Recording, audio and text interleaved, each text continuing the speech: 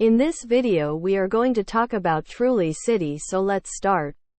Dulaglutide, sold under the brand name Trulicity among others, is a medication used for the treatment of type 2 diabetes in combination with diet and exercise.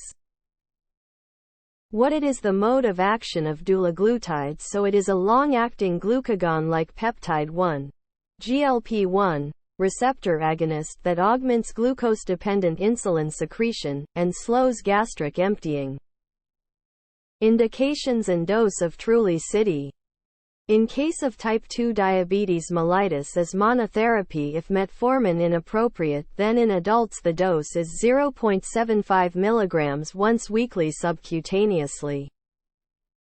Dose in case of type 2 diabetes mellitus in combination with insulin or other antidiabetic drugs if existing treatment fails to achieve adequate glycemic control.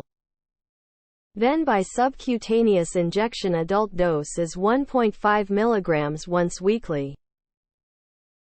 What are the side effects of Trulicity? So most side effects includes that it decreases appetite. Atrioventricular block is another side effect. It also causes burping. It is the body's way of expelling excess air from your upper digestive tract. Most burping is caused by swallowing excess air. This air most often never even reaches the stomach but accumulates in the esophagus. Constipation, diarrhea, fatigue, gastrointestinal discomfort, hypoglycemia, nausea, vomiting, sinus tachycardia are other common side effects. Rare or very rare side effects include anaphylactic reaction, which causes the immune system to release a flood of chemicals that can cause you to go into shock. Blood pressure drops suddenly and the airways narrow, blocking breathing. Signs and symptoms include a rapid, weak pulse, a skin rash, and nausea and vomiting. Angioedema, acute pancreatitis or other rare side effects.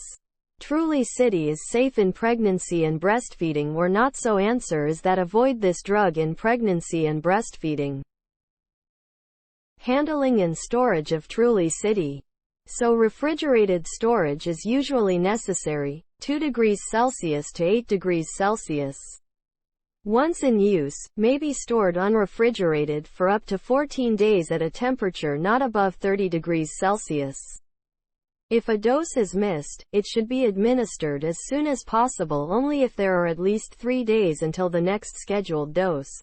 If less than 3 days remain before the next scheduled dose, the missed dose should not be taken and the next dose should be taken at the normal time.